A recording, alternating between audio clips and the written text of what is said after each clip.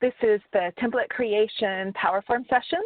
Jessie Morgan is the product consultant who will be providing your training. Jessie, feel free to start.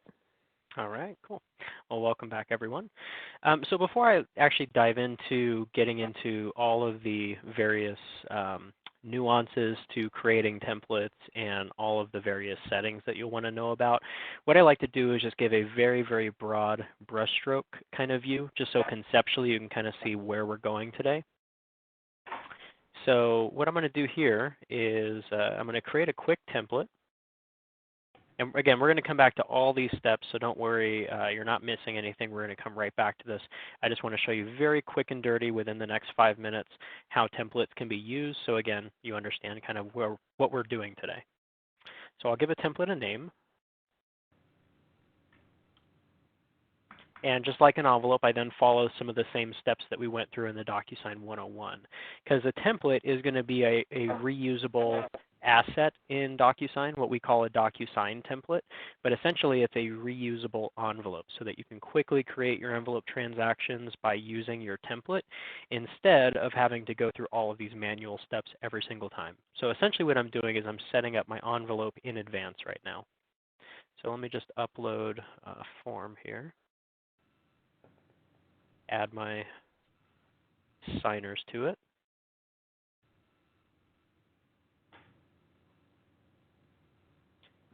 And then I set up my tags on the document in advance. So signer 1 and signer 2. It's pretty simple. Now save and close. Now essentially what I've done in just a matter of 30 seconds is I've now created a template. So now if I wanted to use this template to create an envelope, I can do so in a couple different ways. I can just simply click on Use, and this would go through the process of applying all my template settings to an envelope, where now the sender can simply provide the names and emails of the recipients and then click Send. They can also click Advanced Edit, so they can modify their envelope a little bit further. So if they need to add additional documents that maybe wasn't in the template, adjust the workflow, adjust the messaging, or even adjust the fields on the next page, they can do so. But notice how it pulled in the version of the document that I put inside my template. So when you choose to use a template by clicking Use or this Use a Template button, it's pulling in the document that's at the template level.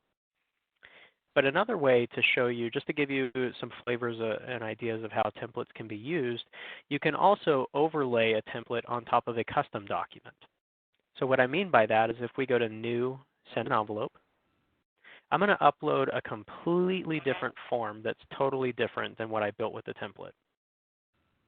So let me pick one here. Let's pick a W4. That's different enough. So now what I can do is I can click on this little ellipsis, the More Options button, and then click Apply Template. Now what I'd be doing here is I'd be telling DocuSign, hey, you know that static placeholder document that's sitting inside my template? Ignore that. And instead, I want you to overlay all of the other template settings on top of this form that I'm asking you to apply the template to.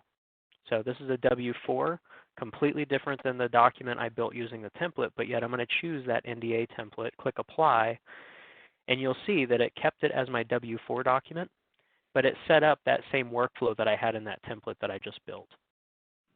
So if I go ahead and address the recipients, click Next, you'll see that the fundamental document is different. Oops, let me do this real quick. You'll see that this document is fundamentally different. And if I had a page 3, my fields would have been placed on here already. Okay, so there's 2 different ways of using a template. You can use the template and the way you built it exactly, or you can overlay your template on top of custom documents. Okay, so we're not going to really get into the custom document conversation today. That really gets into talking about dynamic documents, meaning maybe your sender is editing a Word document or a PDF document before uploading it into DocuSign to send out. Or maybe you have a document generation tool that will customize the document based upon the scenario and recipients it's going to. And when you hit generate, maybe sometimes it's 1 page, maybe sometimes it's 2 or 3 pages, but it always differs because you're dynamically changing the content from document to document. So we're not going to talk about that today. So mainly what we're going to be focusing on is how do we take one of our static documents, turn it into a static DocuSign template. And then we'll also take that conversation a bit further and show you how can we make this template self-service. So meaning, how can someone simply click on a link on our website, provide their name and email, and they immediately start signing the document so that you don't even have to have a sender involved to send them an envelope manually. All right, it's all self-service. So we're going to talk about a variety of things today. All right, so I just wanted to give the little flavor of kind of where we're heading. So when we're starting to talk about templates, the first thing you want to know is that in order to create a template, you need to have the correct permissions in DocuSign. So if you don't see this template tab at the top of the screen, and if you don't see this new button on the left, then you probably don't have template permissions yet, and so you'll need to work with your DocuSign admin for that. Okay, so what I'm going to do is, let me go ahead and I'm going to go ahead and just delete these real quick so we can start fresh. And I'm going to click on this new button on the left-hand side, and the option that you're going to be paying attention to create a template is the first option, Create Template. You're only going to use the Upload Template option if you're moving from like one environment in DocuSign to another. So like from the demo environment to production, for example. So we're going to focus on Create Template. So the first step, like you saw, is we give our template a name. You'll come up with your own best practices and your naming conventions, but it should be consistent from use case to use case or department to department so that you can easily identify which template you want to use. Oops.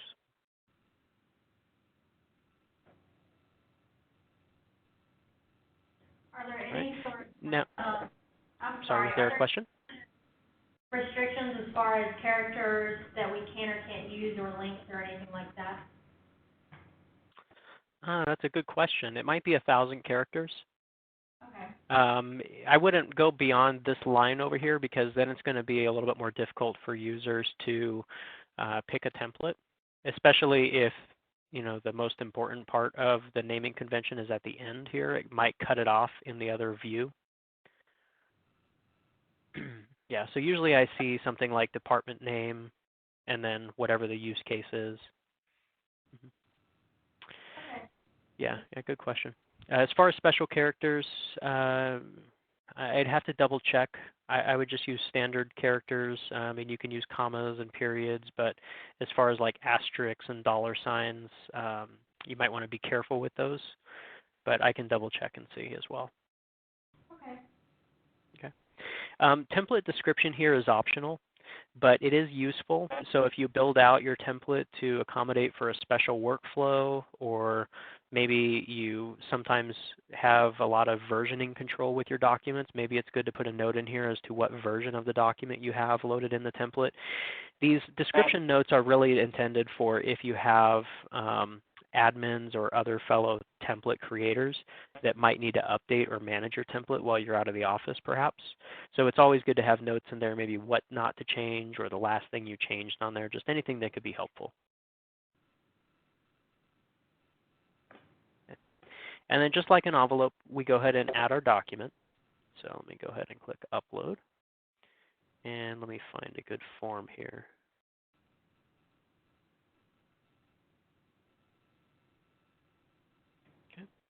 And just like an envelope as well, you can keep uploading as many documents as you need to. And if you had, for instance, already created your template and now you just want to do that versioning control, for example, I can click on that little ellipsis right here, and I can always click on Replace. And what that'll do is it doesn't delete the document and any work that you've done in advance. Like if you already placed fields on the document on the next page, you could accidentally delete those fields if you delete the document altogether. So if you're ever simply updating a template and you just need to update the version of the document, use this replace functionality instead. Because again, if you hit delete, you're going to delete all the fields that you've already added onto this form. But we don't want to do that. We just want to swap out the underlying document for a new version. So when I click replace, it allows me just to click a new version there, and it'll just swap it out like so. Okay. Now, the concept of creating our workflow, just like when you created them in the envelope, is pretty much the same. The only thing that you'll notice as a major difference is we have more controls from a template standpoint, meaning what do we want the sender doing or not being able to do. So just like if you think about your paper process today, what are our senders allowed to do to adhere to the process and what are they not allowed to do? Right? So you need to ask yourselves those same questions. But you'll notice here we have a new text box that you don't see in the envelope view, and that's for a role name. So the concept here is if you have any recipients where the sender needs to be populating the name and email, meaning that those recipients are dynamic or variable, they vary from transaction to transaction, we want to leave the names and emails blank. And so what we do instead is we populate a role name.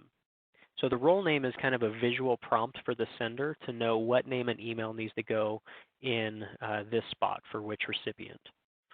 So if I know that for my use case that I'm building here, again, I'm playing pretend, so I have a fictional scenario here. I have a time off request. And if I look at my document, I have two recipients that are going to be variable. So it's always going to differ. I'm always going to have a different employee name and email that needs to sign this, and I'm always going to have a different manager name and email. So what I want to do here is set up role names so that the sender would know what name and email to populate where. So I'll give this one the role name of employee, and this one the role name of manager. Now, because we're at the template level, again, we're thinking reusability. So is it okay if we pre-populate some names and emails?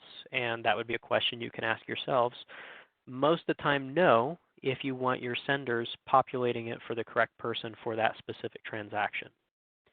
But in this case, let's just say anytime an employee submits this, maybe it's the same approval manager that it goes to no matter what. If that were the case, then I can go ahead and just populate a manager's name and email here.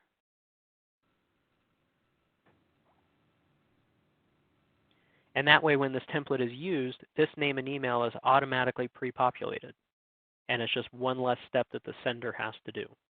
So you'll just want to ask yourselves, what do we want our senders doing versus not doing? Do we need to have any names or emails pre-populated, or is the sender populating those? Okay. Now, we also make the same workflow decisions, meaning does this need to be in parallel routing or sequential routing? So I leave this unchecked if I just want them signing in parallel with each other. Or I can go ahead and check that box if I want to set up a staggered sequenced workflow. Okay. Now, I can also do the same thing where I could add in other recipients and have them carbon copied. I've had some customers where they create templates where they have a placeholder carbon copy role.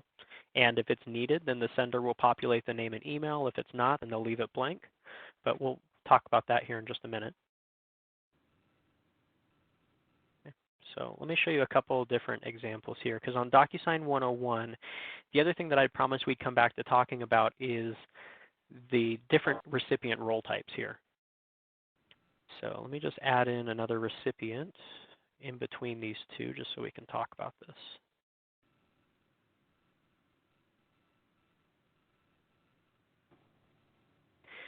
So this is a pretty common workflow. Where if you have more of an ambiguous workflow situation for a use case or confusing, where maybe you know who the first signer is, but then you want a chance to pause it from going from one person to the next to review it, see how it's been filled out, and then based upon the way you see the document filled out, maybe that will inform you as to who needs to sign the document next. Right? So it's a very common use case where you know who the first couple signers are, but then you need to pause, look at it, and then determine what else needs to be done from a workflow and approval standpoint. So what we have with these advanced recipient role types, and I won't belabor the points on needs to sign, we've already talked about that, as well as carbon copy. What I want to talk about are these latter four: needs to view, specify recipients, allow to edit, and update recipients. So needs to view was mainly designed for use cases where you need to have a contract go into a holding period for a certain amount of time, because what it does is it will actually prevent the envelope from progressing here from my signer 1 to signer 2 automatically. So it'll pause it right here with this intermediate step. So whoever I specify right here, let's just pretend it's myself, this envelope would not move on to the manager for signature until I go in and look at the document and click a close button. So typically, again, this is used for contracts where it needs to go on hold for like 3 months, 6 months. You don't want it automatically completing and executing the contract. You want to put a reminder on your calendar so that in 6 months from now, you go in, look at the document. It then completes this needs to view action, which will then route it on to the next person in line. Okay, so it's meant as just a temporary stopgap, put a hold on the document in case you need a chance to review it and then figure out what needs to be done. Okay, now these other ones are meant for more of that intermediary step that I was referring to. So specify recipients is extremely popular with universities. So there's a lot of different use cases where, like I was mentioning, you know who the first signer is, but then you want to pause the envelope, look at it, and then do what's just this action sounds like it's doing. You specify the next recipients in line.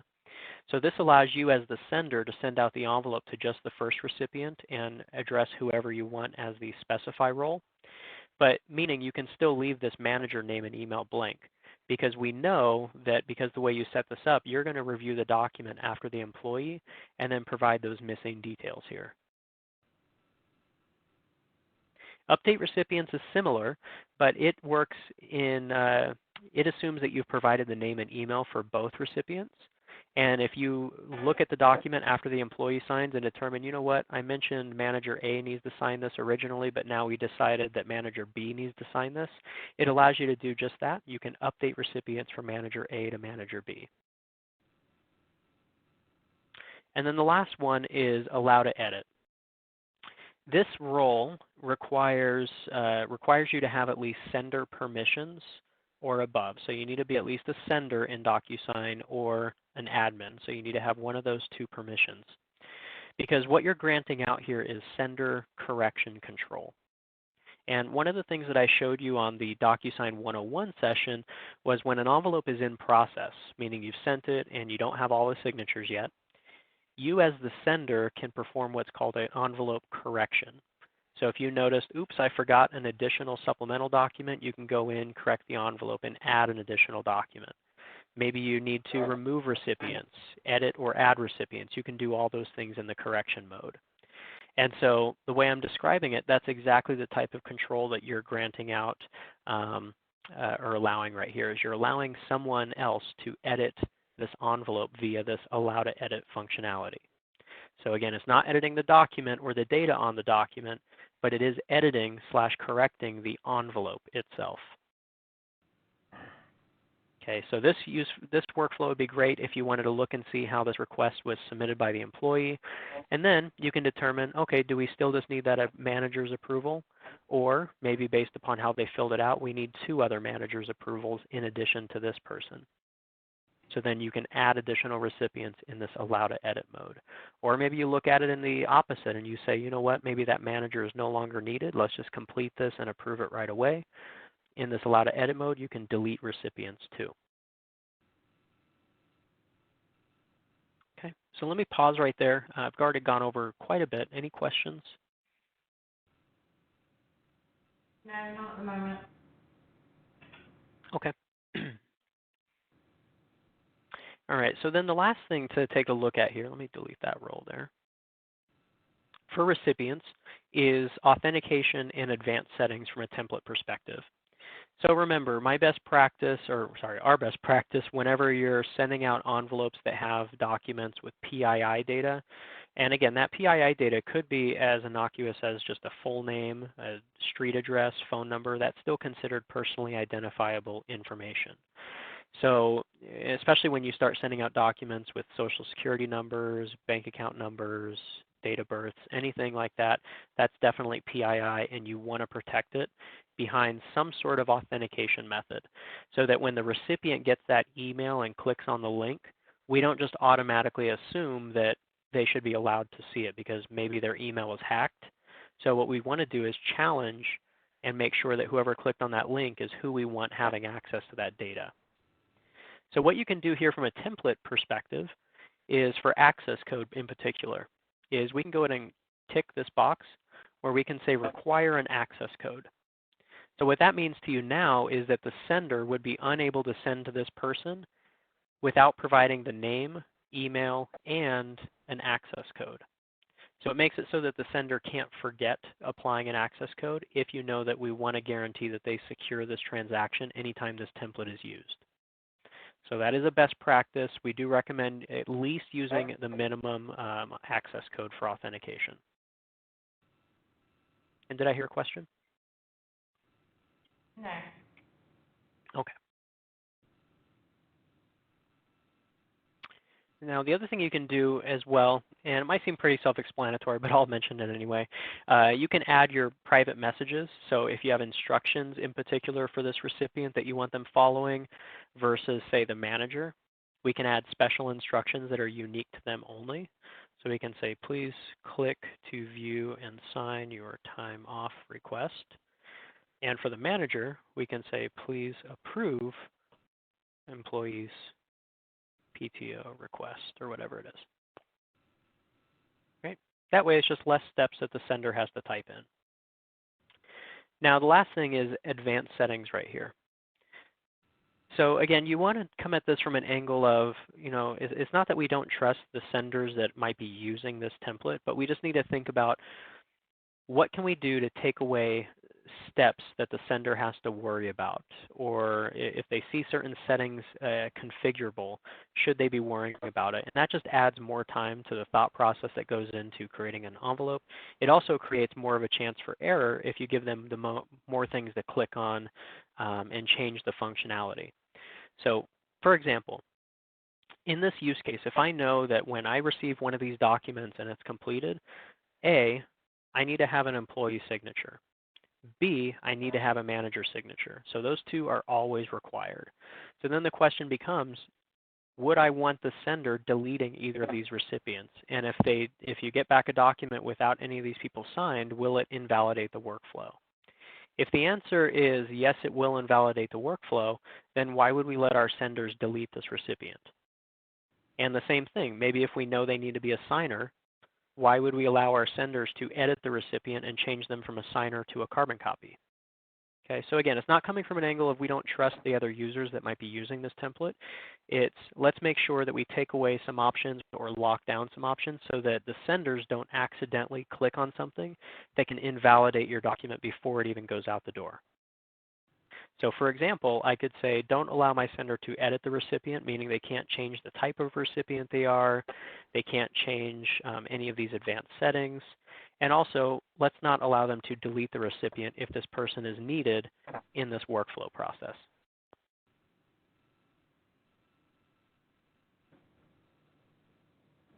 So what I'll do is I'd lock down each one. Now, like I was saying, maybe you have a workflow where we have a carbon copy here at the end that's optional. And maybe you want to give your sender the choice of carbon copying either a personal email for whomever or just someone else that needs to be notified, but it's optional. Well, in this case, what we can do is go to More. Let's go to Advanced Settings. And I would make it so that the sender can't edit the recipient in terms of the type of signer they are, or sorry, a carbon copy. But I'm going to leave Delete unchecked because if there is no carbon copy to send this to, then let's allow the sender to click this X over here and remove them entirely. Let's not make them mandatory. So you make little decisions like this in terms of, what is going to keep our workflow adhering to the process we want versus what kind of optional settings do we want to allow our senders to configure themselves. Okay, any questions there? No, not at this time. Okay. All right. So those are just a few ideas there. Now when we get down here to the message to recipients, we can start looking at like the messaging in terms of, do we want our senders to craft a custom subject line to grab their attention, or maybe put in some unique identifier that you're going to then use for reporting purposes or searching purposes if you need to find this transaction easily. But what I do recommend is making a decision in terms of, are senders going to be customizing the subject line? If not, then let's talk about leveraging a DocuSign merge field so that way, no matter what, you at least always have something unique in your template subject line so that your envelopes are easily searchable. So one thing that we have to help you with this is, let's just say this was a self-service request, and someone is going to click on their link to submit their time off request.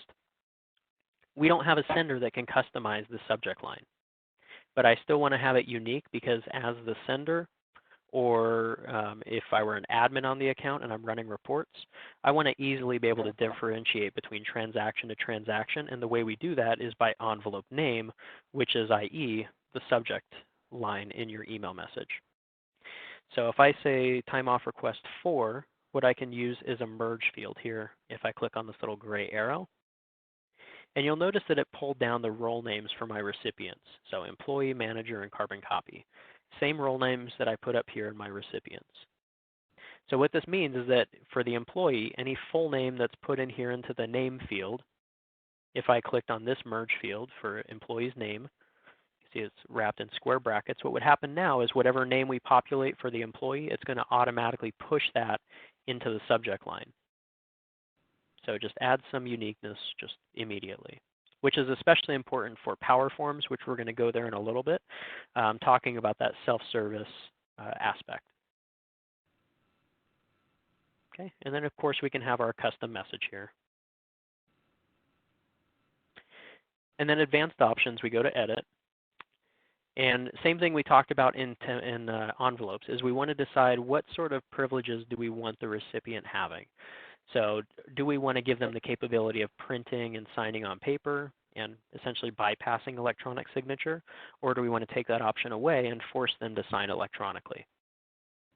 Also, do we want them to be able to change signing responsibility? So if we send it to, if you sent me an envelope, I could then turn around and say, you know what, I want Carrie to sign instead, and I'd have the capability of changing signing responsibility. I could type in Carrie's name and email, and instead she would get the notification asking her to sign with her name as opposed to me. Or we can take that away if you as the sender want to keep control of that type of changing of signing responsibility. We haven't talked about this yet, but we'll come back to this setting probably in a future session where we talk about advanced templating options. And that's where I go over a feature called document visibility. But the high level is that you can have multiple documents put into a template or envelope, and you can then pick and choose in advance which of those recipients can see which documents. So maybe let's just say signer 1 is a vendor, or they're external, but then all the other recipients are internal, and we want to make sure the vendor only sees their vendor agreement, but everyone else internally can see the full scope of other documents that might need to be included but need to be internal friendly facing only. So that's what document visibility allows you to do, is pick and choose who can see what. And then just like an envelope, we choose reminders and expirations. So we're thinking at the template reusability standpoint, so what reminders and expiration settings would apply to this specific use case so that anytime this template is used, these are the default settings applied. Again, just less things that the sender has to worry about. So I can say, you know what, if this time off request is submitted, then I want to bug this person to sign because it needs to be quickly approved. And maybe let's not allow anyone to sign it past 30 days. So if the manager fails to sign it after 30 days, let's avoid it, but we'll give a 5-day warning. And again, all these settings will vary based upon your own different department, use cases, and their corresponding requirements. Okay, now, you also have the capability of password protecting your template. So this is useful if you're sharing your template with other users on the account that have your same permissions to edit and create templates. Maybe you don't want someone else, like one of your peers, going into your template and modifying it. You'd want to password protect it if that's the case. Just be aware that if you do password protect your template, please don't use a password that you use for any other application or service, because if your peer needs to edit your template, say you're out of the office, guess what? You have to share your password with them. So make sure it's a password you do not use for anything else, and even one that you don't even use to log into DocuSign with. Make sure it's completely unique to the template so that if you share it, you don't have to worry about any type of data breach or anything like that with your password getting out there. Okay, now we can also set some other modifications. So I already showed you how we can lock down recipients one at a time at the recipient level. But if I wanted to lock them down all at once, I can go ahead and click this little box. And I can even do the same thing for the messaging. But you'd want to probably be careful with the messaging if you don't want your, if you do want your senders modifying the subject line, for example, you'd want to leave this unchecked so that they can still have the capability of personalizing it. All right, now at the very beginning of the call, I gave you a quick example of how you can use templates in a variety of ways. The very first way where I clicked Use, that was used, and it brought up that little pop-up where I can type in the names and just click Send. That's what we call a quick send. The intent there is your template is already buttoned up in such a way where you know that when you're using that template, you're using that exact document, the fields go in the exact same places, and the only thing you're providing is the missing names and emails, but you're not customizing anything else. You just populate names and emails and click Send. That's what a quick send is referring to. Advanced edit means it goes into more of the granular template building like I showed you on DocuSign 101, and that would have been my second example at the beginning of this call. So that's where you're going in, you can view the document, you can add additional documents, you can adjust the workflow, and when you click Next, you can actually adjust the fields on the document. So for right now, what I recommend is just to keep it simple. I recommend just keeping this setting checked on for right now for quick send and advanced until you learn which is the proper method that you'd like. So don't change this right now. You can fine tune this later in your template settings once you determine how you want the template actually used. And then lastly is comments. So comments would be that kind of that quasi-instant chat message capability that we have in the signing view. So when you're in your browser looking at a document and signing it from a recipient point of view, if I have a question on that document, I can click on the little comment chat bubble, and I can ask the sender or other recipients in the workflow a question directly through the signing ceremony. And then I can wait for a response maybe before I commit my signature or whatever I need to do, but it's just an additional communication channel that we call comments. If you disable comments, of course your recipient can still pick up a phone and call you if they have a question, or they can email you.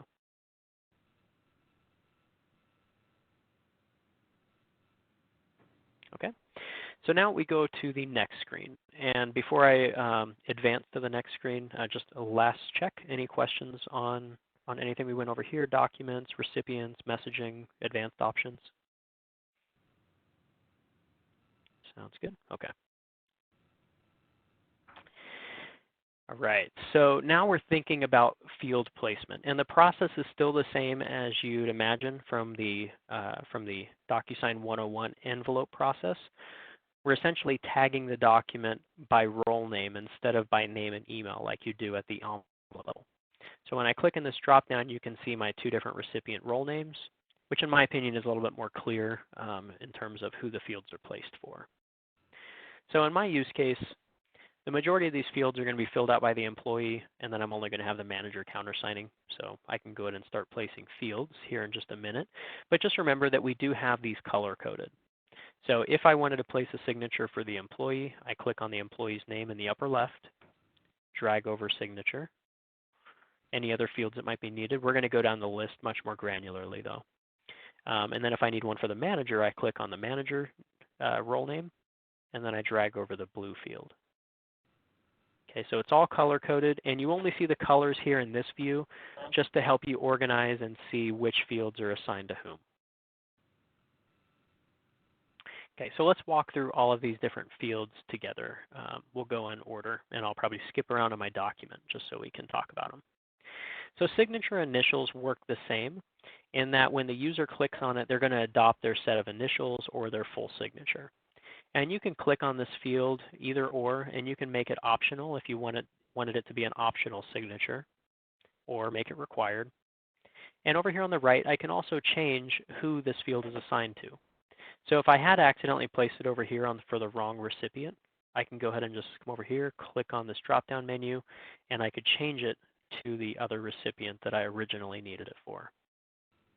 Or if I did it the inverse there we go.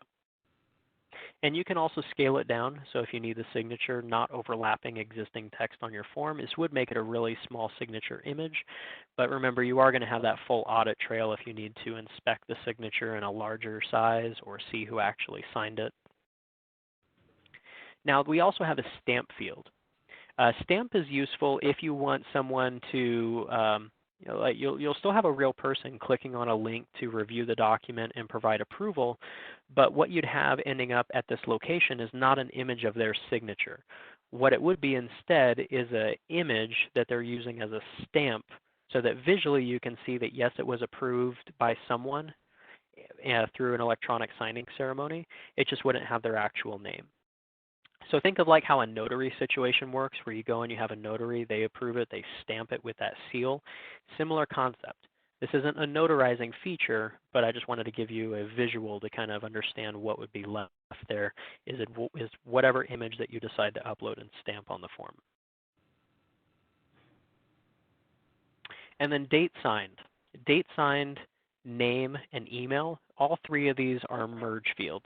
So what that means is that they're not interactive, the user can't click on them, and they can't change the data. Basically, the date signed is going to burn in whatever date that the recipient is looking at the document, and when they finally commit all their signatures and data and they click the finish button, whatever date that it currently is when they click finish, that's going to be the full date that's stamped right here. Now name is we're pulling this and also email from the recipient details. So if I had name and email like so, basically whatever name and email that's provided here for the recipient, in this case the employee, that's where we're pulling in the name and email details from, is from this recipient information.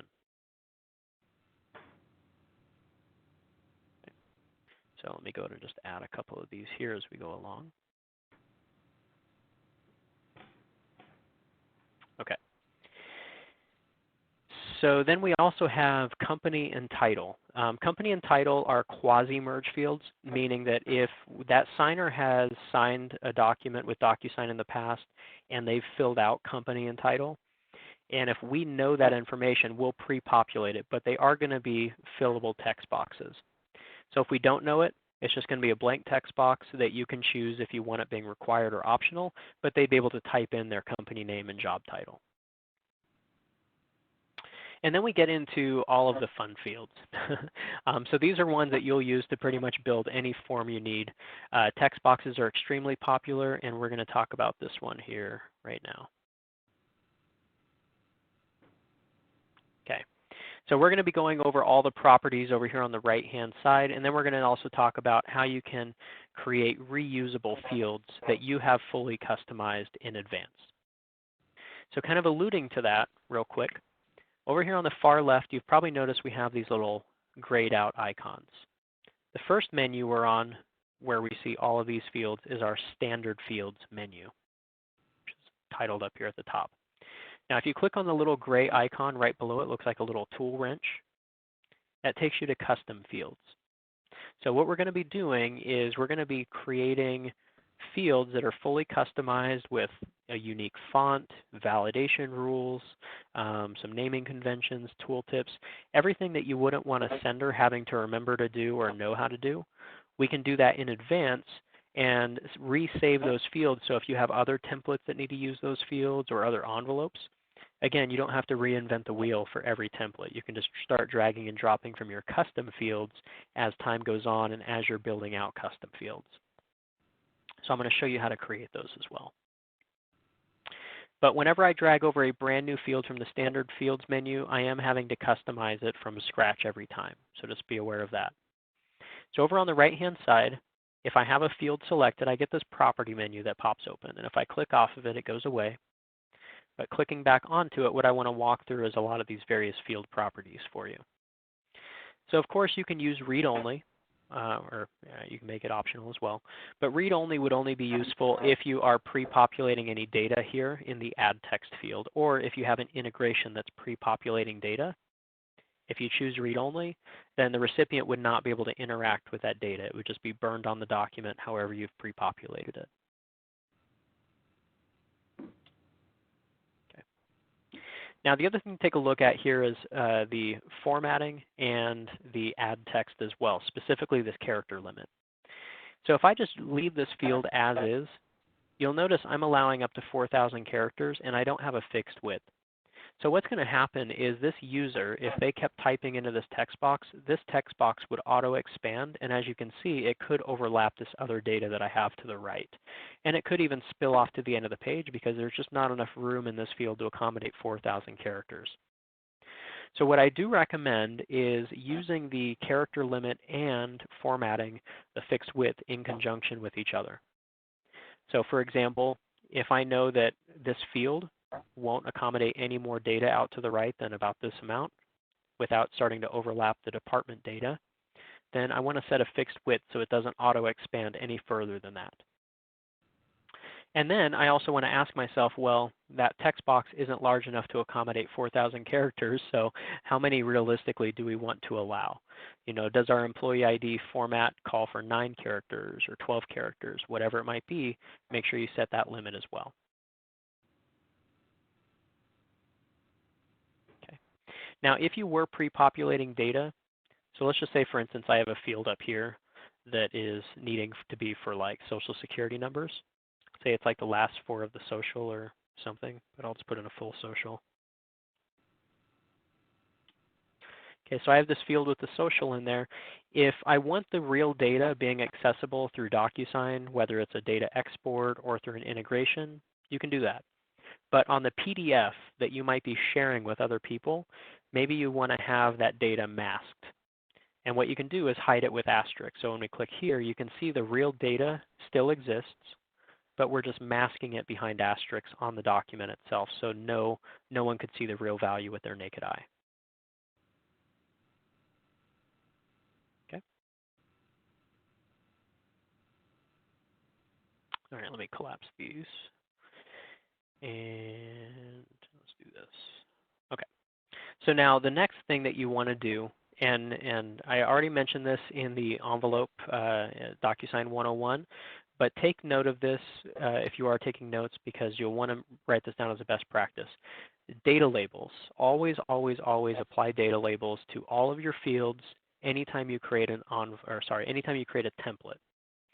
Reason being is because, again, if you ever want to create an integration with DocuSign, or if you ever want to export data, the data label becomes the column header name. It's the name of the field.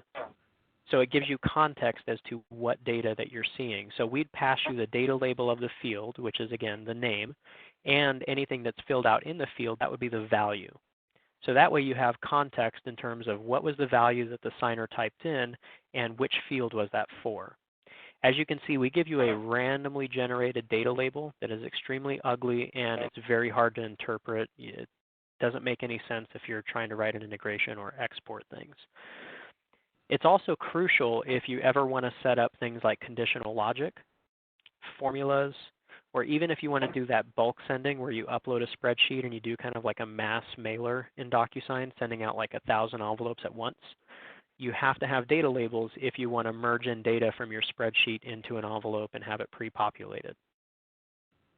Okay, so let's just follow my best practice here. I'll do signer 1, employee ID. And your naming conventions can be however you like. I typically recommend just calling the field for what it is, but you can also do like what I'm doing and specify maybe which signer it's for.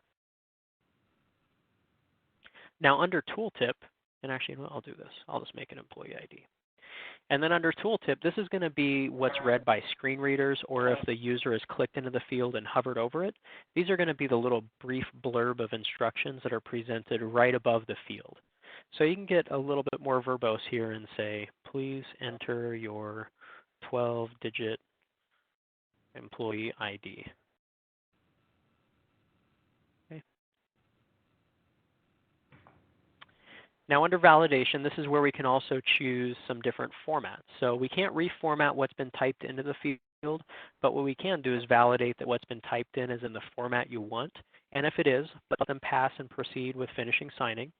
If it's not, then let's present them with an error and not let them finish signing until they correct it in the format that you want. So this is going to be another question that you'll ask yourselves from document to document or template to template is, what fields need to go on this document and which ones require special validation? And the reason why you want to do that is because you want consistency moving forward across all your forms. So you know anytime this form is sent in, all the data is consistent from transaction to transaction. Also, you make sure that you don't get back documents not in good order anymore, meaning maybe it was missing data before, or you were asking for, I don't know, a currency amount, and they gave you some weird format where you didn't know where dollars and cents ended or started, right? So allow yourself to leverage this validation to make sure that you get the data back the way you want. So now something like an employee ID, that varies from organization to organization. So what you can do is you see we have a lot of out-of-the-box validations that are pretty common, like SSN formats, email formats, numbers only, letters only, etc. But we also have a custom option. And if you click custom, what you can do down here is you can apply a regular expression pattern. So what you'd probably want to do if you're not already familiar with regex patterns is do a Google search or maybe ask someone that's a little bit more technical there. But regex patterns are a certain formatted string, almost like a formula, that indicate how many characters you want. Maybe it needs to lead with the letters A or end with the letter V. You know, you can get very specific with them, but it specifies a very specific format. And then you can apply your own error message, so giving the signer a hint as to how you want it formatted so they know how best to correct it in the format you're looking for. So a good example would be is maybe I had a text field here that was asking for a currency amount. Just to show you what I might do is I might go to Google and type in, oops, let's do that, type in regular expressions. And there's hundreds, if not thousands, of sites for this. Let's just see if we go ahead and click on one of these. Yep, this shows you how a regular expression is built, gives you tutorials in case you're unfamiliar with them. But a site that I like using is regexlib.com, mainly because this is kind of a user community site where there's a lot of pre-created regular expression patterns that are already pre-built. Let's see if I can get the site to load for me here. There we go. So if I do a search in the search box for, say, currency, I can come down here and I can look and see, and a lot of these sites are set up very similarly. They will show you what the expression is, but then they'll tell you what that validation rule will allow for. So these are the formats that it would allow, matches, and then here's the non-matches. So if they entered anything in these formats, it would be rejected. So if this looks close like what we don't want to allow, then I'll go ahead and copy this formula here, or regex pattern rather. Come over here to my validation, click custom, paste that regex pattern right there, and then the error message is where I'd get very granular. And what I like to do is just copy the matches and just give these as an example of the type of format I'm looking for. So I can say, please correct currency in example formats, like so. So that's how I'd basically build a text box that requires a currency amount, and it's now going to enforce making sure that the signer enters it in a proper currency format with commas and proper decimal places. And it would allow for the dollar symbol or not. Now, if I know that I have another form that's going to need to use this type of field with this extensive validation, what I'd want to do is let's give it a data label first. Let's call it currency. Tooltip, we'll say, please enter your dollar amount. And then down here at the very bottom is a button that says Save as Custom Field. This is what I was alluding to earlier, where you can create your fields, customize the properties, and then save them so you can reuse them later instead of having to rebuild it out of the box every time. So if I click Save as Custom Field, I get this pop-up, and I can name the field however I want it being named over here in the menu on the left-hand side. So maybe I call this just currency, and I can click on this shared button right here to share it with other users on my account. So now if Carrie was a user on my account and she was building a template, she can come over here on the left, click on custom fields, and even though she didn't build and customize this currency field, she would then see this available to use on her templates. So I can click save, and now you see on the left, I now have a new custom field called currency. And if I drag and drop that over, we can see right here, let's look, it maintained all my other settings. Okay, so a great way, just time savers and creating other templates. All right, so now let's talk about some of these other properties here, and then we'll move on to the other fields. So we also have location. This is the one setting that I was mentioning that we're not going to get into the weeds today on. This is referring mainly to how do we specify to our template that this document, or sorry, this template could be used on a dynamic document. So let's just say the signature line down here at the bottom of page 1. If this were coming out of a document generation system, maybe these signatures get scooted down to page 2, maybe in some extreme circumstances, page 200. What we then need to do is we can set up our template to tell it to anchor certain fields to certain text on our document so that if those text locations move around, or the geographical location of where these fields need to go, DocuSign will know automatically where to reposition them based upon the keywords that you anchor them to on your document. Okay, so again, we're not going to get into this today. This is very out of scope for today's discussion, but that's what this location property is referring to, specifically this auto place functionality. Okay, and then we have collaboration. So what if in this use case, I have this field assigned to the employee, right? They're going to enter in their employee ID.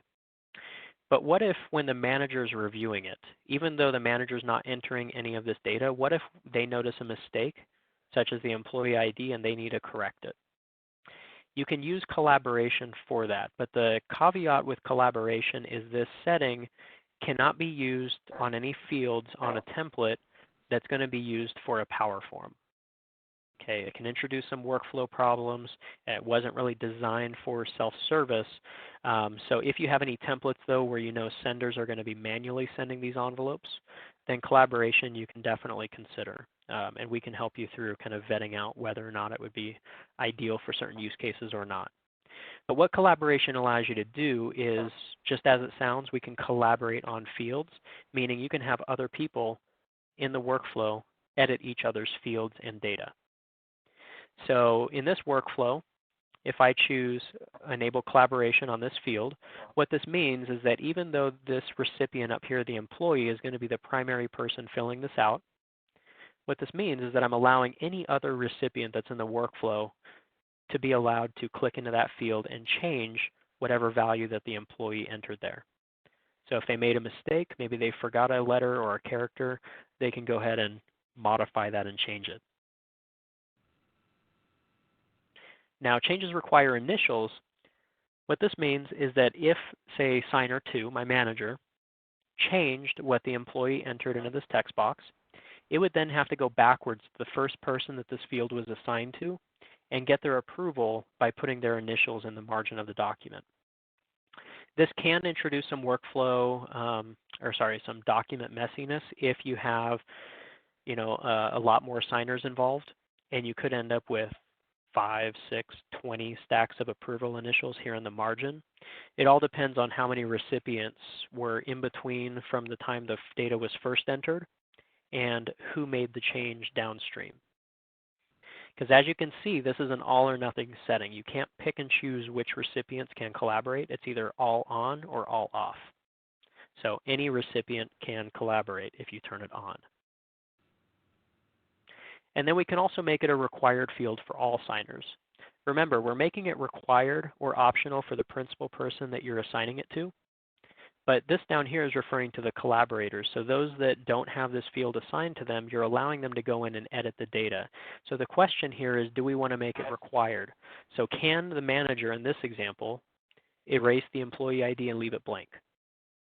If we wanted that behavior, I would uncheck required, meaning that it becomes an optional field and they can erase the data and the document would complete with that data being entirely missing.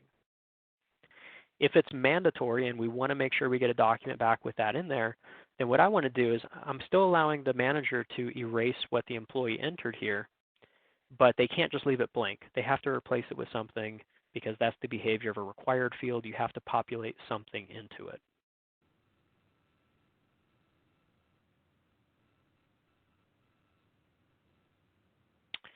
All right, so I'm going to place a couple other fields before we get into conditional logic. But lastly, I want to mention is sender permissions. So this is often confused by some newcomers to templates, so I like to clarify this here. This is permissions for the sender. This has nothing to do with the recipient. So restrict changes in mandatory. Mandatory does not mean you're making it mandatory for the recipient.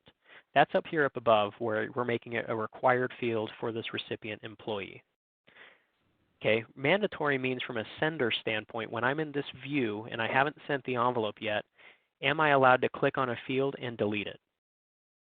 So if the document needs to come back with that data on it, so I know that this field needs to be on the document no matter what, I'm going to make it mandatory so the sender doesn't accidentally remove this field and nullify and void the document before it's even been sent out. Same thing for restrict changes. And this kind of goes back to the conversation we had a little bit ago when I was talking about recipients here and how we want to decide from a workflow standpoint, what do we want our senders doing? What could invalidate our workflow before we've even created the envelope? So do we want them editing the document editing the recipient or deleting a recipient? Same thing, questions you should ask yourself for the fields. Should we allow senders to make changes to this field and its properties? Meaning changes that they can make are like removing validation, for example. Well, is that something you want to allow, yes or no? And then mandatory means they can't delete it, or they can if you had it unchecked. Okay, so again, little decisions that you'll want to ask yourself.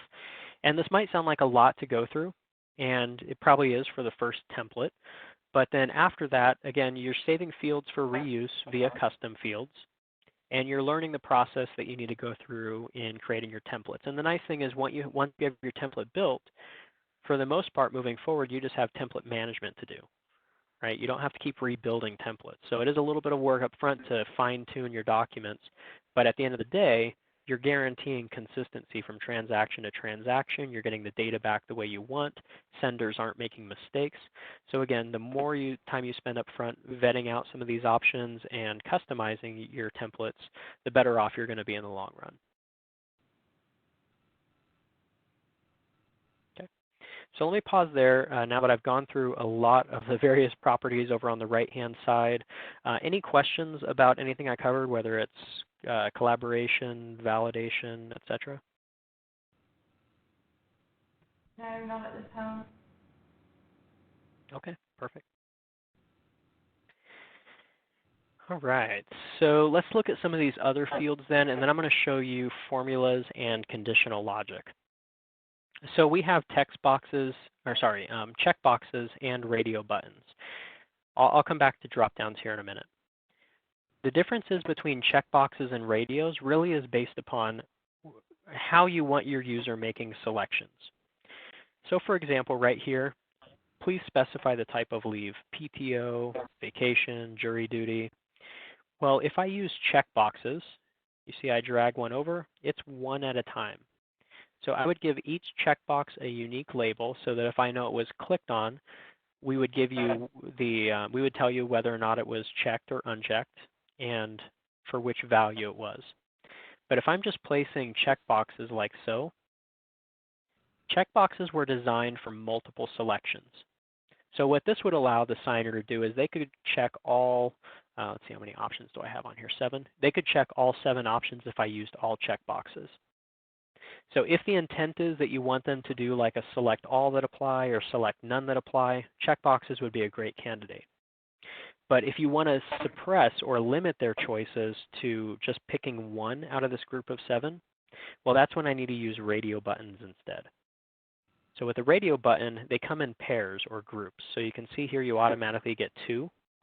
So what I would do is I just drag over one right here. We drag over the next one, and then you click the little blue plus sign for however many additional radio buttons that you require. So I get a 3rd one. Let me just place the rest of these like so.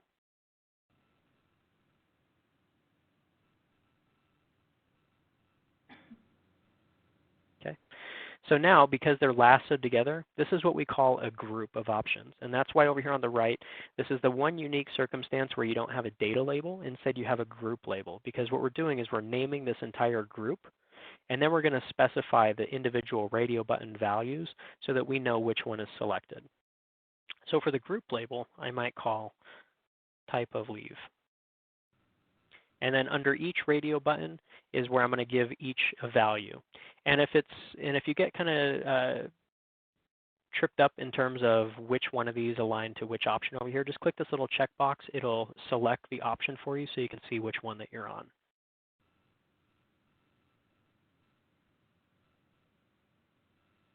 And also, you'll probably notice if you hover over each of these names, there is a little, the field does kind of light up with a darker blue border. So I already know this one is VTO, jury, non-paid leave.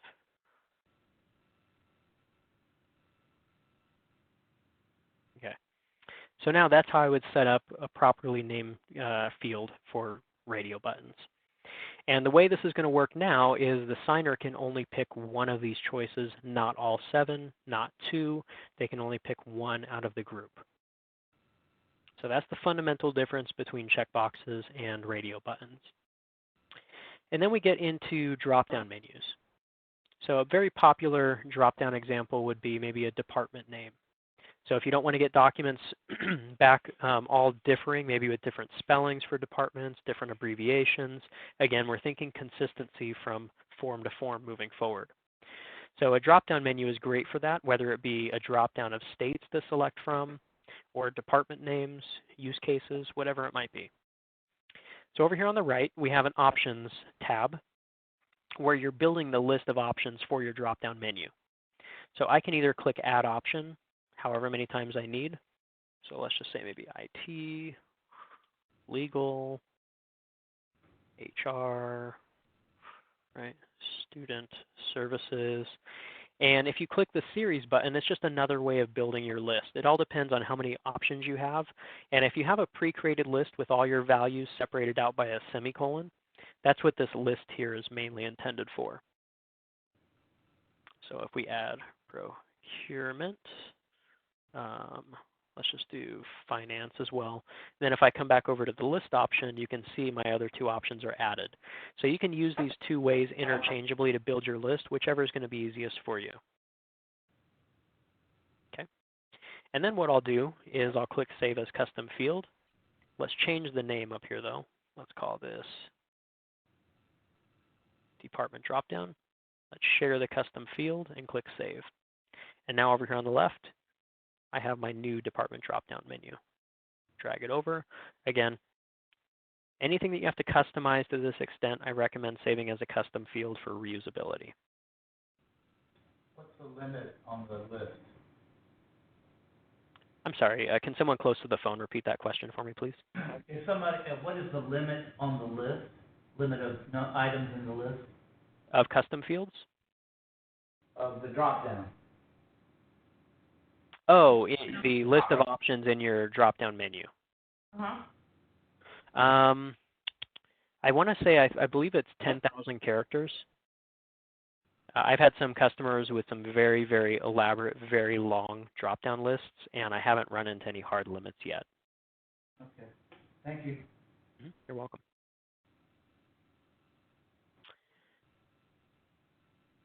Okay. So then just a couple other fields to touch on, and then we'll talk about conditional logic and formulas. So we also have a payment field that you might have noticed on my accounts. You might also see this on your demo account. Just know that an admin can set up DocuSign to be merged with a payment gateway of your choice. So ACH, Braintree, PayPal. We have 3 different merchants that you can sync it up with. Depends on if you'd want to enforce like a credit card payment or an ACH wire transfer type payment before that your signer is allowed to finish signing. So for example, I've seen a couple use cases where maybe you want to collect like student or faculty fees up front before allowing them to click the finish button when they're signing the document, just to show that the payment was initiated. That's what payments would be great for, is if you want to make sure that you guarantee that they're initiating the payment before they're allowed to finish signing the document, that's what it would be a good candidate for. And then we also have formulas. So if I had a scenario like right here where I have a start date and an end date, total number of days, I want shown how many days they're taking off, then I need to set up a formula. But there's some rules that you need to adhere to when you want to set up fields and prepare them to be used with a formula field. So what I mean by that is, just like if you were setting up a formula like in Excel, for example, you can only perform calculations based upon fields that are formatted to ensure that the contents are either a number format or a date format. Anything with plain text or many special characters will get an invalid reference and the formula will fail. Same thing in DocuSign. So you can only include or calculate fields that are formatted to be numbers or dates only. So what I'm getting at is if I have two text boxes right here for like a start date and end date, first rule of thumb that should automatically pop into your head right now is giving it a data label. I mentioned that is one firm requirement for formulas. So if I call this start date, and I'll call this field PTO end date. Okay. Now what I need to do is validate them to be date format only so that the user can't enter in anything besides dates or numbers. So over on the right, I'll come to validation, and I'm going to check the date validation rule for both of these. Okay. So now that I've validated both fields to be dates, and I've given each field a label, now I can go about setting my formula up. So if I drag over a formula field, formula fields are non-interactive. It's only going to produce the total that your formula calculates and outputs. So if they want to change what the formula displays, then they'd have to go to the preceding fields and change the values that they enter in those boxes. But very simply, when I want to set up my formula, I just come over here on the right and I click Setup underneath Edit Formula. Now this little pop-up is allowing you to create your formula, but this Learn More link will take you to some additional documentation on calculated fields. I go through how to build formula fields and some much more elaborate examples on the advanced template training. But just to give you kind of a flavor is we do follow the order of operations. We do have inequality statements. So you can create 1 or 0, true or false Boolean statements, and then trigger conditional logic on those. But this will go through everything that I'm about to show you, how to set up the formula. We also have different functions. So this shows you how you need to validate, how you need to validate the fields to be numbers or date format only. That's what this is referring to right here. This shows you how to write an inequality statement, true or false. You can round down with our floor function. We have if functionality. And then also some day and date functions that you can leverage. Okay, so those are certain algorithms you can leverage behind the scenes, and that's what I'm going to use to differentiate the date. Because in this formula example, I want it comparing the start date of when they want to take off versus when they're going to have their PTO end. So how many days are they requesting off? And I want that grand total being presented right there. So I can click Setup. I click into this box. And as you can see, the first reason why you want to name your fields is so you don't end up in a situation like this. Okay. But here I can very clearly say PTO start date, PTO end date. Now I want to use a date diffing function, so I click on that. And then I can go ahead and click on my end date, comma, start date. Oops, picked the wrong field there. There we go. And then close the parentheses, and now my formula is complete. I don't need to add on any of these other operators because I don't want an inequality statement, and I don't need to add this up with anything else. I just want to present the difference between those two dates in total, in terms of total number of days. So I'll change the decimal places to 0 and then click Save. Okay. Now, I always recommend giving your formula field a data label as well. And the reason for that is you might need to reference your formula field in another formula field. So again, you need to have clear, concise data labels so that you know which fields that you're calculating. Now to show you conditional logic, I have a scenario right here where I have a text box And I want to make it mandatory so that if they choose this other option, this radio button, I want this text box being required and visible. If they choose any of these other 6 options above, then let's not make it required or visible. So all I need to do is, if you think about it, which field is the parent trigger field that's going to trigger the subsequent child fields to appear? So in this case, it's the selection of this radio button that's going to decide whether or not this field appears. So what I need to do is build my conditional logic off of the parent field then that's going to do the deciding. So that would be this radio button group. Okay, so then the first thing I do is come over here to the right-hand side, find my conditional logic dropdown, and there's a create rule button that you'll click on. And is there a question? No? Okay. Sorry, I thought I heard. All right, so I'll go ahead and click create rule. Now there's 2 steps to set up your conditional logic. The first one is it says click on the fields to show when the trigger field equals what. So I want this box shown, so all I need to do is click on it once.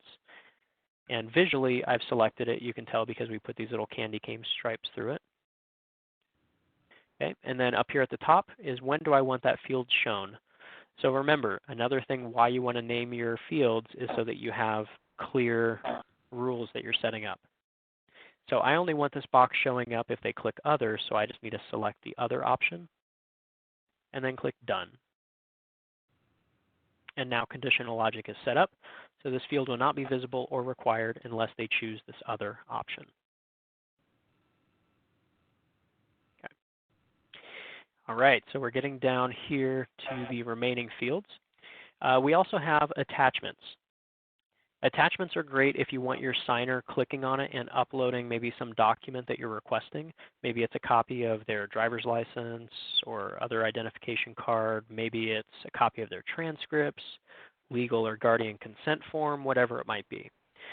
They can click on it and add that document while they're signing. And what it then does is you get left with a little paperclip icon burned right here on your document.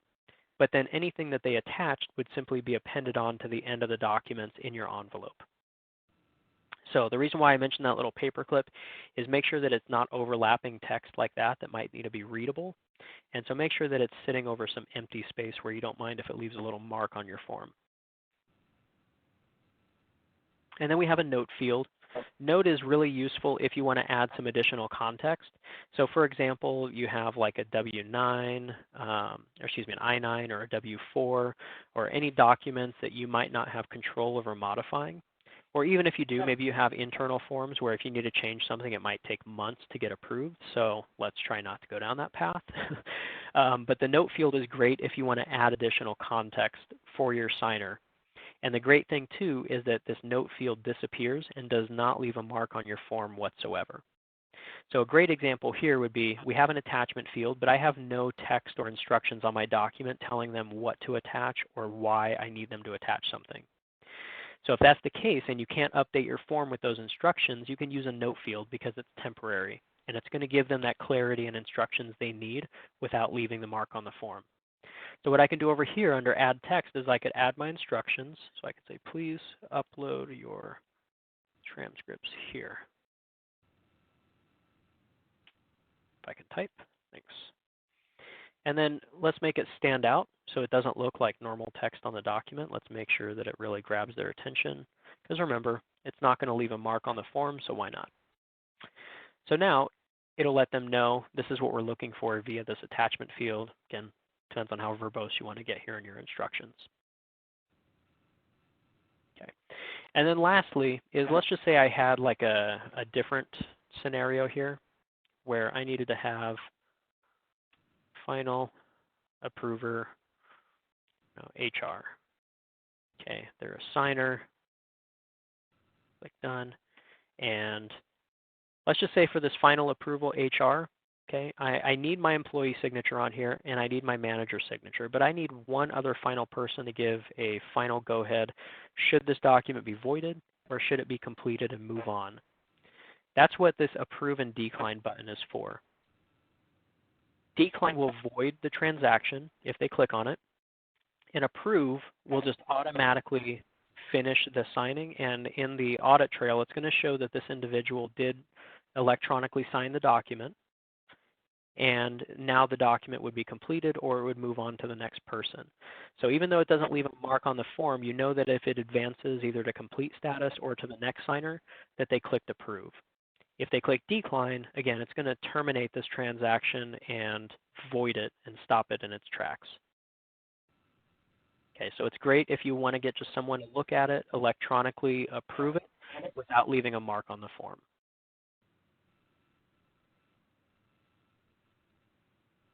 Okay, so let me pause again. Any questions on any of the fields before we transition to some other final template topics and then going into Power Forms?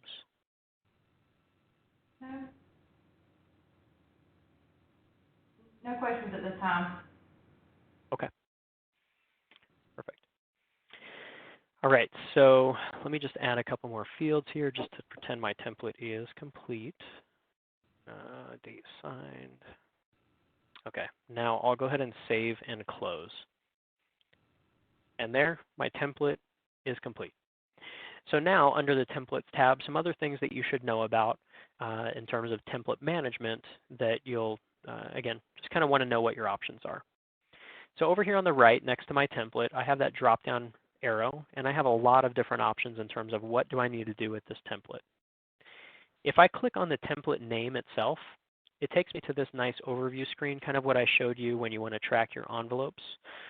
When you click on the envelope name, similar view except for this is for the template. So I can see the document that's in there.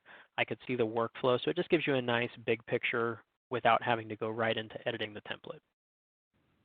Now, if I needed to edit the template, I can just click on Edit, and that'll take me into the same view that we've just spent the last hour or so in. Okay, so you can update your document. And remember, if you try and click that Delete button, you're going to get this error because we already have fields placed on it. So if I click Delete, I'm deleting all that work I just did.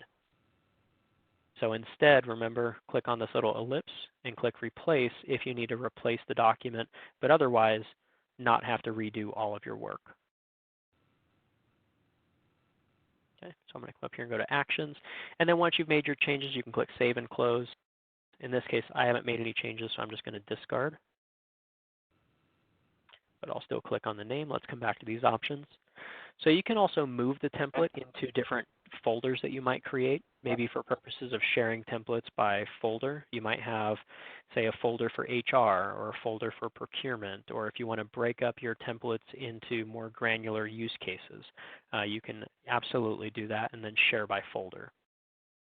We can also share by just clicking the Share button, and I could share with other users on my account, or if I were creating user groups, I could choose which groups that I want to share this template with.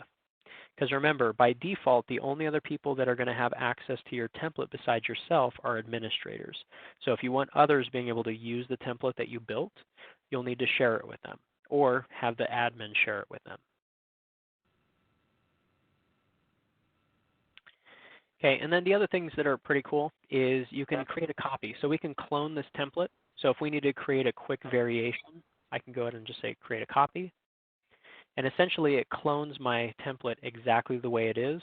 And we just simply append on just a new file name number. But you can give it a new name. You can add in additional documents. And of course, when we go to the next screen, all of those fields are already placed. So what this allows you to do is create very, very quick template variations. If you need to have like a bunch of different permutations of templates with different workflows, maybe it's meant for different departments or different use case exceptions or approvals that might be needed in certain contexts. So a great way just to clone your template and not have to redo a ton of work. And then when you're ready to move from, say, like the demo environment to production, you can click Download. This will download your JSON file that you can then take and upload into production, and you won't have to rebuild from one environment to another. So the demo environment is great for building your templates initially, testing them, kicking the tires with different options, different workflows, see what works best for you. Then once you get your approvals and it looks like it's good to start using in production, then just simply download it from demo and upload it into production.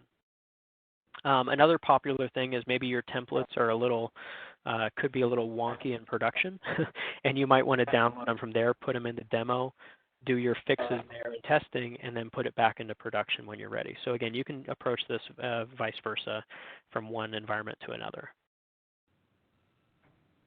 And then lastly is we can include or exclude in matching. What this is useful for is if you're using template matching on your account and your senders are uploading documents from their machine, we can give them options of templates that potentially match the document that they've uploaded. So if we recognize the version of the form that they uploaded is similar to a document that you used to build a template with, we'll just automatically give a pop-up saying, hey, do you want to apply this template, yes or no?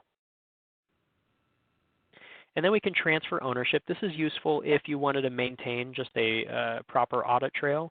So if someone leaves the organization, or even if they password protected a template, when you want to, you can transfer ownership of this template from one person to another. And when you do that, it'll also reset the password. So then the new owner could create their own password, again, if you need a password protected template for any reason. Okay, and then lastly, you can obviously delete. So the one option that we haven't covered yet is create power form. Everything that I've been talking about so far is creating an envelope via a sender, right? They come in here to the web app, they create the envelope, and they're sending it out manually. But now we're going to kind of switch gears to the self-service power forms. So taking this template, I can go ahead and click on More, Create Power Form. And what I'm doing here is now this is going through the steps of creating the URL that I would put on the website for self-service. So anyone that clicks on it, instead of a sender creating and sending them an envelope, instead they provide their own names and emails, click Begin Signing, and they immediately go into signing without a sender being involved. Okay. So what I want to do is you can choose a different subject line. I'm not going to in this case because I have a merge field here, so it's going to automatically push in the employee's name into the subject line, again, adding some uniqueness automatically. But over here on the right, I can look at a summary of how it's going to be created, so I can just validate making sure that, yes, this is the template that I want the URL created for, or I can click Replace and I could choose a different template. But then I can also click on Options, and this allows me to lock down the settings a little bit more, or sorry, lock down some of the functionality to secure your power form a bit more, I should say. So email validation. The majority of the time, I'd recommend turning this on, maybe except for very unique niche use cases. But for the most part, most universities we work with do want to leverage email validation, and I'll kind of explain why. So when you click on the PowerForm link, like I mentioned, it's self-service. So if I were signer 1 in my use case example, the employee requesting time off, I click on the link. I have to provide my own name and email. So with email validation, what that means is whatever email address I type into that box, it's going to send me an email with a validation code, just proving that I have ownership or access into that email that I provided. So in other words, it's guaranteeing or validating that the email is valid for the person making the request. If you had email validation turned off, and let's pretend this were like a student drop request form that you put online for self-service. This means now, without email validation, I can go onto that form and I can put in one of my classmates' names and emails that I want to have them drop the class, maybe because I don't like them, and I could submit this. And you'd get a document back with the request from that email, even though it may be fraudulent. But with email validation enabled, at least you've proven that the email address that they plugged in was in fact the person who had email access, access into that inbox. So I do recommend using this setting if at all possible. These other usage settings are if you want to limit how many times the power form is used. So how many times is it clicked on and envelopes being created in that self-service fashion. So if I know that maybe this is like a job request form, and I only want to accept 20 applicants and then have it kind of self-deactivate after that, well then I want to come in here and I want to just put in 20. So after 20 envelopes are created in the self-service manner, the link will deactivate and anyone else that clicks on it would get a warning saying that it's temporarily unavailable. I can also avoid abuse by the same party kind of spamming that link. So because this is like a time off request form in this example, maybe I don't want to accept more than one of these requests per employee per week. So if you've already submitted one this week, too bad, wait till next week to submit another one, right? There's a lot of different use case examples, but just want to talk to you how this would work. So it's based upon the name and email combination of the same person returning back to the form, plugging in their same name and email. Again, we set the limit of how much time we want in between responses. So if I did something like this, say 7 days, then to my example, I wouldn't be able to return back for the next week and submit another one of these until 7 days has passed. Okay, so different settings for different purposes depending upon what you might need. Okay, but then when I'm ready, very simply, I click on Create. And this pop-up is going to give me my URL. Now, if you have a content management system that you allow employees to post stuff like on different blogs or their own department pages, this embedded code is HTML, so it's very easy to copy and paste into a web form. Or we get just the plain URL that you can copy, give to your web team, and have them put these links on your website, or you can share them in email. But ultimately, the end result is whoever clicks on this link is going to be creating an envelope in that self-service fashion. So I'll go ahead and click Copy. And now let's go ahead and test the Power Form. So if I go to a new window and paste, this is just simulating clicking on the link. Okay. Oops, let me get rid of that window. Okay. So this is what our Power Form landing page looks like. Of course, this is going to be your logo and your color scheme, but otherwise the page layout is pretty vanilla because it's meant to be self-service. So we want to make it as straightforward as possible and dummy-proof, if you will. So whoever clicks on it, they know what they're doing, providing their names and emails, and then they're immediately going to go into signing, or maybe they'll have to validate their email, but then go into signing right after that. So as the employee, I'll go ahead and plug this in.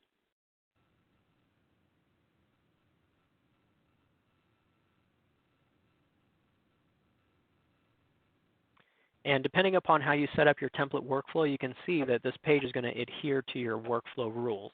So because in my workflow, I was requiring both the employee and the manager, that's the reason why both of these are required with these red asterisks. Now, in some cases, you might want them just providing their name and email and going into signing. And then you have one of those workflow liaisons like we talked about, like specify recipients that might want to review the request and then determine yourselves who the next countersigner needs to be. So again, we can work with you via working sessions to go through some of those more granular use case assessments and seeing what might be needed. But this is just a real, very simple on the surface demonstration. Oops, let's do.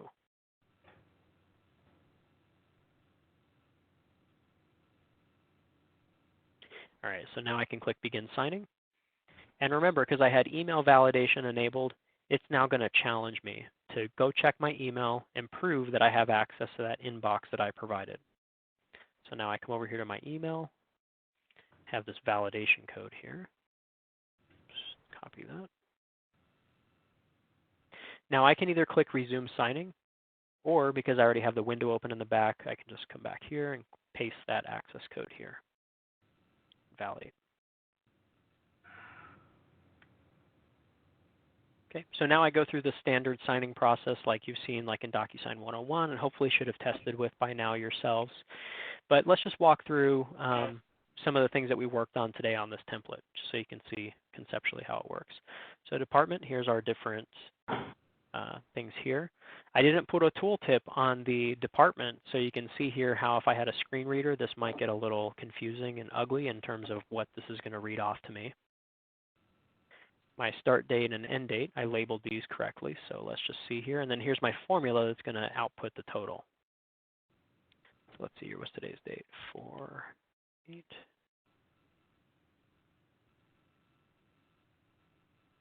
Okay, and then here's my total, 2 days requesting off. Or I can update this to the 20th, okay, or the 28th. Okay, so formula is working good.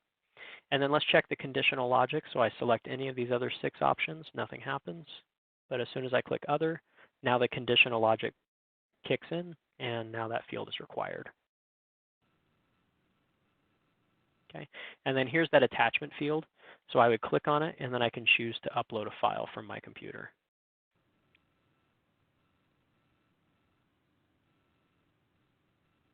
And so that's what I mean by that little paperclip icon that gets burned right there.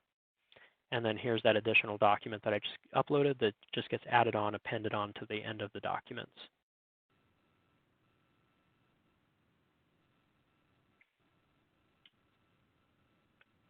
Okay, finish.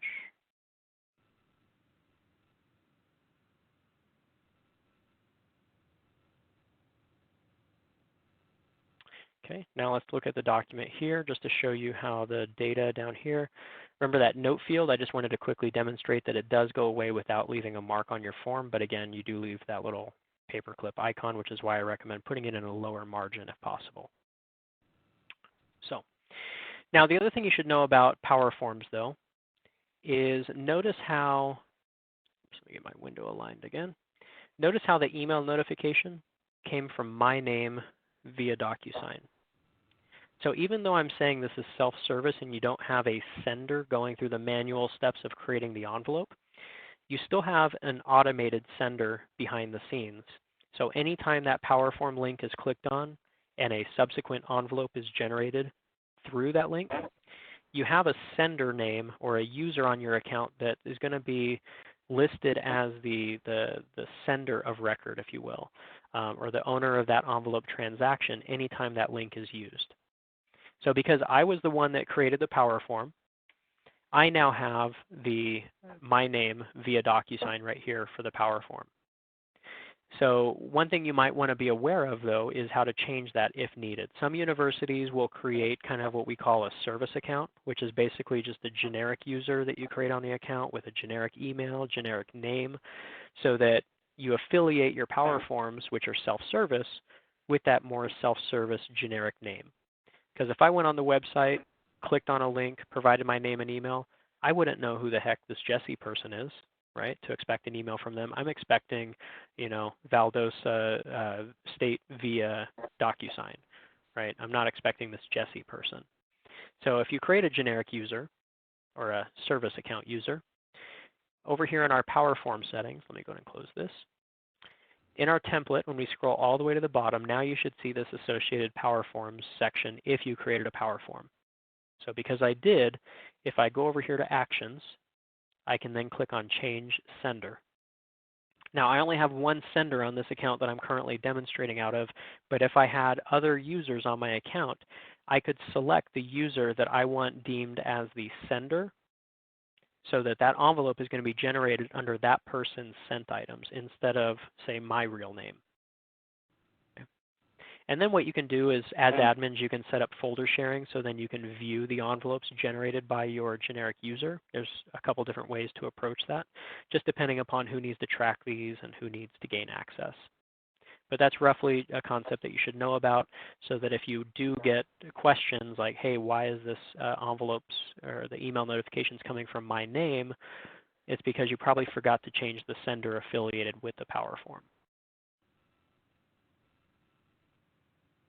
Okay, and just to illustrate that, if I come over here to my Manage tab, and if I come over here to my sent items, that envelope that was generated through that Power Form is now under my sent items because I was listed as the sender. Okay. Now, just a couple last minute things to show you with the Power Form. Down here, if we come back to Actions, we can recopy the URL in case you accidentally lose it in your clipboard or something. If you don't want to take the link down on your website and you want to leave it up because maybe it takes a lot of time to get approval from your web team or something like that, so the link remains up on your site, but whoever clicks on it would just get a temporary warning that it's inactive because you might set it to deactivate. And what this allows you to do is make your template adjustments and maybe fix your template settings without having the link be live and having envelopes continue to be generated. So in other words, you pause it from working until you do your updates and testing, and then you can simply come back in here and reactivate it when you're ready. So again, link is still on the website, but now I can click Activate. Now if it's clicked on, now it'll work properly. And I can also edit my other Power Form settings, so whether it be the subject line or maybe the email validation settings or usage settings, you can always come in here and readjust those. And then we can also delete the power form altogether if needed.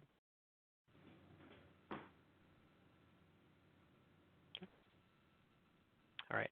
Now remember, everything, just a friendly reminder, everything we've talked about today, you can very easily get help. Obviously, we're here to help you. But remember, we do have that little question mark up here in the right-hand corner that is contextual. So if you come up here, we were on templates when we clicked on it, so now it's going to take you to the topic for creating and managing templates, which then also has documentation embedded in here, whether it be for creating a template, editing, creating power forms, etc. Okay. So let me go ahead and pause there. That's everything that I had to cover specifically. So we have about 15 minutes. I'd like to go ahead and open it up for any Q&A, if any. I don't think we have any, Anna. So let me see. I will pause this. We do have a question. Hang on. Oh, okay. Yeah, I have a question. The workflow in the template, is that the templates are creating forms within the envelope, or they're creating envelopes? I'm sorry, can you repeat that question? So the template that you just showed us, we were creating a form that was within an envelope, right? No. What we were creating was the envelope, reusable envelope itself. So that's what it, and sometimes that's confusing for new users, is the word template. It's used a lot in business jargon, referring to just like a Word document, for example, like, oh, this is our Word template. Yes, it is. But we're talking about DocuSign templates, which is a snapshot or a reusable envelope so that you can use to create envelopes quickly. So if we just review here, here in our template, we added in the document that we'd want pulled into our envelope automatically anytime this template is used. We set up our workflow in advance, and then we set up all the fields on this next page. So again, all this work is done in advance for an envelope creator. So now, if I go ahead and let's just say we want to use that template now to create an envelope. If I come back to my home screen, click on New, Send an Envelope, and all these steps that we did in the template, you no longer have to do manually. We can just simply click Use a Template. I'll choose that one that I spent building today. Click Add Selected. Now, all of our template settings are applied to this envelope. So it pulled in the document that was in my template. It set up my workflow exactly the way I had it, so I can go ahead and address my recipients here. The messaging, everything else is the same. And when I go to Next, now all these fields are placed in advance. So what I'm doing right now is using that template that I built to create my envelope that I'm going to send out for signature. Does that help clarify? Yes. So how does this relate to having more than one form or document in an envelope?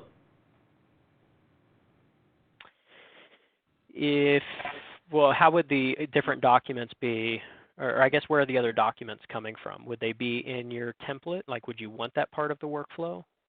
So if it was, say, an application packet, and there's an application for admissions, and then there's a waiver, and maybe another form. Does the workflow and everything applies to the envelope? I'm creating templates for envelopes, so the template would have multiple documents within it? Yeah, it very well could be. Or it could have, yeah. It depends on the use case. So if you need to send out a packet and you know, hey, when this template is used, we want these 3 documents and the workflow for these 3 documents automatically being added, then it would make sense to add those documents to your template. Another concept is you could have separate templates, say one for each document, and then you can merge in multiple templates into an envelope. So let's just walk through that together just so, I mean, since we have the time, if you don't mind, I'll go ahead and show you that. So if I come back over here to my template, And let me just modify the name here. Let me call this one, let's call this one document. Or actually, sorry, let's call this one packet of docs. And I don't have the documents that you're referring to, so I'll just kind of stuff in my own that I have here. Okay, so let's just say anytime that this template is used, I want all three of these documents automatically being applied. I just make sure they're here in my template. So I'll go ahead and save that. Now, when I use my template, let's go to send an envelope, use a template. I'll choose the packet template that I created just now. And now you can see I'm creating an envelope and then all three of those documents just got added. So that's one approach, is where if you know that, hey, anytime we're sending out this template, it's a packet, we need all of these documents included. That would be one route. Just kind of stuff them all in one template and you're good to go. Another concept that I was kind of alluding to is there are some customers where they are sending out like these packets. And let's just say there's like 5 different documents, documents A through E. So what can happen is, let's just say sometimes you send out documents A and B as a packet. Other times you might want to send out documents B and C or D and E, right? There's different combinations and they're not always the same. If you're doing that type of approach for the use case, then it might make sense to split up your templates in a one-to-one fashion. So you have one DocuSign template for every one document. Then when you create an envelope, you pick and choose which templates you want to merge together. So I'll walk you through that one right now. And I won't do an elaborate 5 template example. That'll take too much time, but let me just whip up a couple ones right here. So let's call this one template, let's say packet doc A. And let's save that one. So when this template's used, that's document A. Then what I'll do is I'll create a copy. And if I want the same workflow, that's the real hurdle when you want to merge templates into one envelope, is making sure that your workflow matches. So if the intent is we're going to merge in 2 templates together and we want the exact same workflow, so signer 1 is employee, signer 2 is manager, or whatever the scenario, you need to make sure that the role name here and the role number both match between templates. So that way we can merge the recipient roles together when you apply multiple templates to an envelope.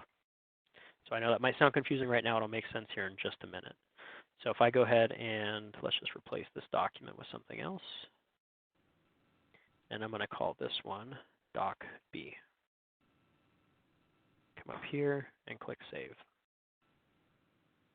Okay, and then I'll do that just one more time just for another example. Let's call this one Document C. Replace. Let me add a totally different form here. Okay, so you can see the document is fundamentally different, right? I just have different templates, each with one document inside now. But same exact workflow, everything else is the same. So now, if I wanted to then make a packet, let's just say this example, I want to send an envelope just sending out, say, documents A and C. Then when I come over here to my envelope, click on New, Send an Envelope, use a template. And here, I would just check the templates that I want merged together. So in this case, I want to pull in template 1 with document A, and then I want to pull in this template 3 with document C. And then I click Add Selected. Now you can see we've merged the templates into one envelope. So I have my document A and my document C from 2 different templates, but the workflow is identical, because I made sure that between those 2 templates, it had the exact same roll number routing and the exact same role names. So all the fields and the exact positioning were all merged together, even though technically they were separate templates. So that should give you some ideas in terms of how you might handle the document packet situation. So you can have one template with all the documents stuffed in, so you pull in all of them anytime you use that template. Or you can have more of a 1-to-1 ratio to give you a little bit more finer granular control if you want to customize your document packets, say with different documents, depending upon the different combinations you might need to send them out in. Does that help answer your question or give you some ideas? Yes, thank you. Okay, good. You're welcome. Any other questions? No, I don't think so. Okay. Okay, so this is, we've done DocuSign 101 and template creation PowerForm. From this session then, the next piece is all of you actually who have use cases to go back and start creating your use case. So then we can either do follow-up working sessions where one of you shares your use case and we walk you through from beginning to end how to, and have you actually create the workflow process. Or you all have a chance to create a template and see how far you get. And when you get stuck, we come together to discuss. So there's a couple different ways, but now you have the specific information you need to start developing your use cases. We're here to help. Then Pepper, the third session is that admin session. Yep. And that's where one of you will, for whoever will be attending that, one of you will actually be sharing your screen. And Jesse, can you just walk through the, can you share your screen again and just go to the admin session so that we just give a visual about what we'll be doing? Yeah, because one of you will be sharing your demo account so that we can see your screen, and then we'll walk you through all of these various settings. And there's settings that you've been using that Jesse's been showing you through DocuSign 101 and template creation. There's a variety of things to be aware. It's generally you set it up in your demo account, so then you can start creating and testing. Once you like the behavior you're getting, then there's a process to get it from demo to production. Some of it is automated and some of it is manual, but I have documentation that I provide. So these are all of the different areas that we'll be walking you through, and we'll record that session as well. So sometimes it's nicer just to have a better idea of, okay, what is this admin? What am I doing?